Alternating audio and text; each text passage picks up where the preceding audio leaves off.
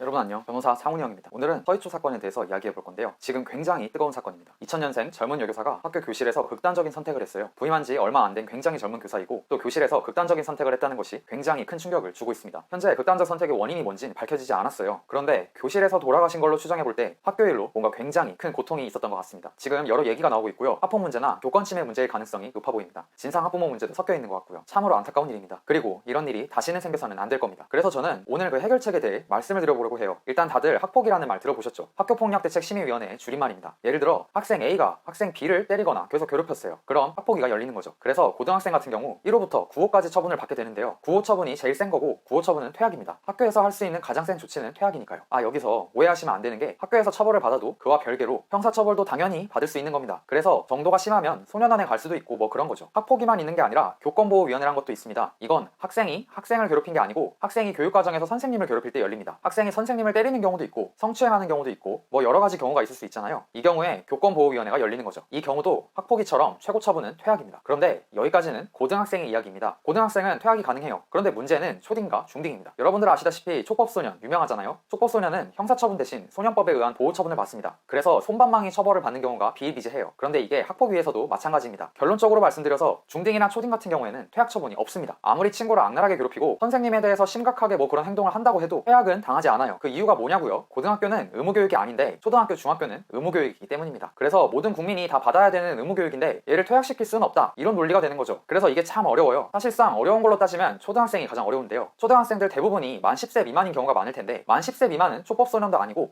범법소년입니다. 그래서 어떠한 처벌도 받지 않아요. 그리고 아까 제가 말씀드렸잖아요. 중학교까지는 의무교육이라 퇴학당하지 않는다는 거죠. 그래서 이 두 가지 정보를 종합해보면 이런 결과가 나옵니다. 예를 들어 초등학생 A가 B를 살해했어요. 그러나 이 초등학생은 소년원에 가거나 이럴 일이 아예 없죠. 10세 미만 범법소년이니까. 그리고 당연히 퇴학도 당하지 않습니다. 이런 어처구니 없는 일이 벌어져 버릴 수 있어요. 그런데 사실 살해는 너무 극단적인 케이스니까 일어날 일이 거의 없을 거예요. 그러나 최근에 금쪽 같은 내 새끼에도 나왔던 살해들은 빈번하게 일어날 수 있습니다. 쉬는 시간만 되면 금쪽이는 다른 친구들을 계속 때립니다. 그리고 선생님에게도 위협을 하고 지속적으로 수업을 방해해요. 금쪽이 때문에 다른 학생들 모두가 다 피해를 보고 있고 엄청난 스트레스를 받습니다. 금쪽이가 크게 소리를 지르고 샤우팅을 하면 반 친구들이 힘들어서 손으로 귀를 막기도 해요. 그러나 이런 학생들도 퇴학 처분이 안 되는 거죠. 그래서 금쪽이 때문에 담임 선생님뿐만 아니라 모든 같은 반 친구들이 심한 스트레스를 받는 거예요. 그래서 저는 촉법소년 같은 것도 빨리 사라져야 하지만 우선 가장 빨리 할 수 있는 것부터 해결했으면 좋겠습니다. 그게 뭐냐면 중학생과 초등학생에 대한 최대 처분으로 홈스쿨링을 시키는 거예요. 어차피 중학교까지는 의무교육이니까 퇴학은 못 시킨다고 말씀드렸죠. 그래서 퇴학 대신 홈스쿨링이라도 시키자 이겁니다. 저렇게 다른 친구들에게 폭력을 휘두르고 선생님을 괴롭힌다, 그 정도가 심하면 홈스쿨링을 시키는 겁니다. 그러면 이 학생은 학교에 나오지 않겠죠. 그리고 같은 반 친구들 역시 평화롭게 학교 생활할 수 있을 겁니다. 담임 선생님도 스트레스와 압박에서 벗어날 수 있어서 다른 학생들에게 더 많은 애정을 쏟고 교육에 임할 수가 있어요. 그래서 가해 학생에게 홈스쿨링을 시키도록 하고요. 반성의 기미가 뚜렷하고 개선이 되었다고 생각될 때에만 학교로 복귀시키는 겁니다. 이런 식으로 다른 학생들에게 피해를 안 주고 격리시키는 제도가 필요하다고 생각을 해요. 물론 이런 홈스쿨링은 초등학교 저학년생에게 주로 적용을 해야 할 거고요. 초등학교 고학년 이상부터는 촉법소년 이런 게 빨리 없어져서 자기 잘못에 대한 적절한 처벌을 받는 정의로운 사회가 돼야 하겠습니다. 오늘의 요약, 서희초 사건과 같은 불행한 사건이 안 생기려면 초등학생과 중학생을 퇴학시키진 못하더라도 홈스쿨링을 시켜야 한다. 그래야 교사도 같은 반 학생들도 스트레스를 받지 않는다. 험난한 대한민국 사회에서 살아남고 싶다. 구독과 좋아요 필수입니다.